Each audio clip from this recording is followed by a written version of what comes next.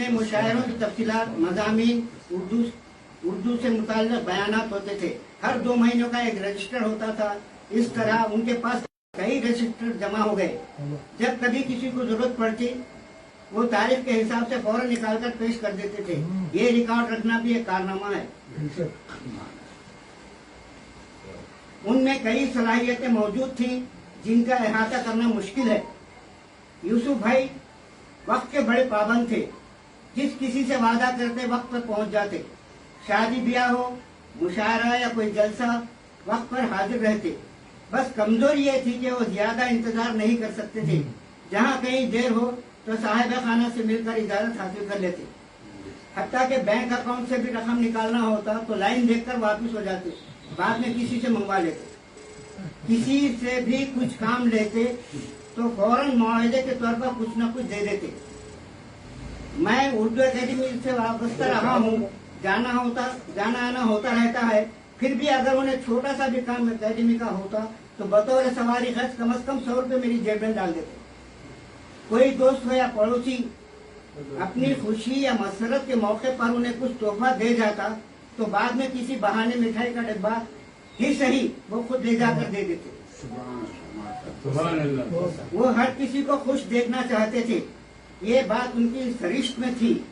اس کے برعکس ان کے بچپن کے ایک ساتھی کی عادت یہ تھی کہ وہ کسی کو بھی پریشان کر کے یا تکلیف پہنچا کر خوش ہوتے تھے. مثلاً اپنے گھر کے سامنے سڑک پر چند کیلے ڈال دیتے تھے.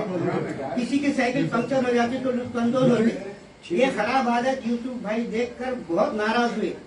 کئی مرتبہ انہیں سمجھایا پھر بھی بات نہ آئے تو خطا تعلق کر لیا.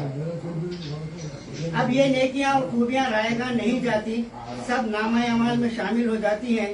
جیسا کہ قرآن پاک میں ہے کہ ہر فرد اپنی ذرہ برابر نیکی اور ذرہ برابر بدی کو آخرت میں دیکھ لے گا. برائیاں اور خامیاں کس میں نہیں ہوتی. یوسف بھائی کو جب احساس ہو جاتا کہ یہ برا کام ہوا ہے تو فوراً توبہ کر لیتے اور اس سے کنارہ کش ہو جاتے. یہاں تک کہ اگر انہیں یہ خیال ہوتا کہ ان کے جملے سے کسی کے دل کو تکلیف ہوئی یا ٹھیس پہنچی ہے تو فوراً اس سے معافی مانگ لیتے. بڑے بھائی رؤف فرید شاعر تھے. چند برس پہلے ایک مشاعرہ ملکپیٹ لائبریری گراؤنڈ میں نظر حیدرآبادی کے پاکستان لوٹنے کے سلسلے میں منعقد ہوا تھا، جس میں مخدوم محی الدین، شاہ سمکنت اور جعفری اور شاہ صدیقی وغیرہ شریک تھے. اس مشاعرے میں رؤف فرید کو خوب داد ملی تھی، بلکہ حاصل مشاعرہ بھی تھے. مخدوم محی الدین نے بھی تعریف کی اور گلے لگایا، جس سے یوسف بھائی متاثر ہوئے تھے. بعد میں انہیں شاعری کا شوق ہوا اور روش تخلص رکھ کر رؤف فرید سے اصلاح دیتے رہے. پھر بہترین شاعر بن کر اپنا نام روشن کیا. انہوں نے عروض پر بھی محنت کی. ان کا کہنا تھا کہ شاعری کا علم دراصل قدرتی عطیہ ہوتا ہے. 1000 کوشش کے باوجود کسی کو شاعری سکھلائی نہیں جا سکتی. یہ اللہ کی ودیعت ہوتی ہے. اسی لیے بہت سے شعراء علم عروض سے ناواقف ہونے کے باوجود اچھی شاعری کر لیتے ہیں. البتہ عروض کے ماہر ہوں تو درست اوزان اور بحروں کے سبب شاعری اعلیٰ درجے کی ہو جاتی ہے. یوسف رویش بھی ماہر عروض تھے. نعتیہ کلام میں نکھار اس طرح پیدا ہوا کہ وہ اعظم پورے میں مولانا سیف اللہ رحمانی کے مواعظ میں شرکت کرتے تھے. انہیں رباعیات اور قطعات میں بہت دلچسپی تھی. زود گوئی اتنی تھی کہ جب کسی کی تہنیت لکھنی ہو تو 15 منٹ کے اندر خطاب لکھ دیتے تھے. پھر اسے فریم کروا کر صاحب تہنیت کو اعزاز کے ساتھ پیش کرتے.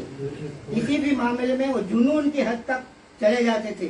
کسی نے کہا ہے تجھ کو جانا ہے اگر شمس و قمر کے آگے، تجھ کو جانا ہے اگر شمس و قمر کے آگے، تھام لے ہاتھ جنوں کا در و دیوار نہ دیکھ. دنیا داری اور حرص و ہوس سے وہ بہت دور تھے. جتنا حق ہوتا قبول کر لیتے.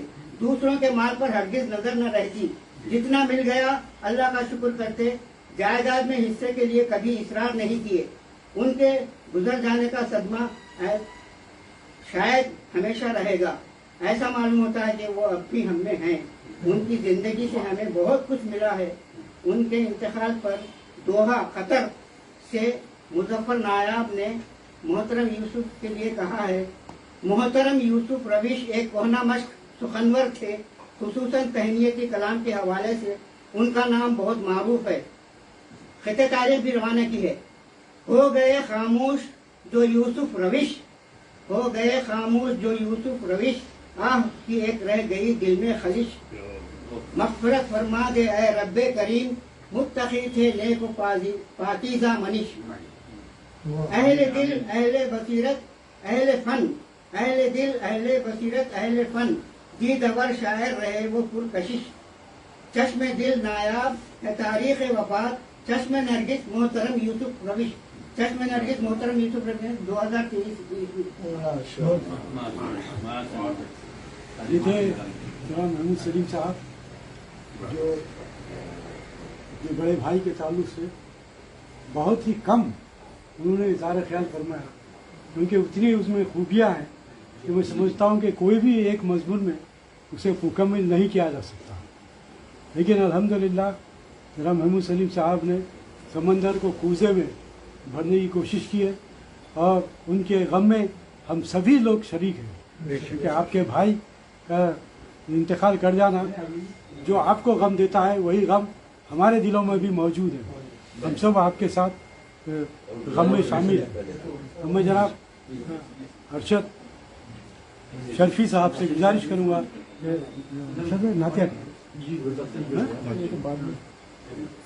कलाम थोड़ा सा अभी टाइम है, बहुत टाइम है, अभी ताज़ियती कलाम हो जाए।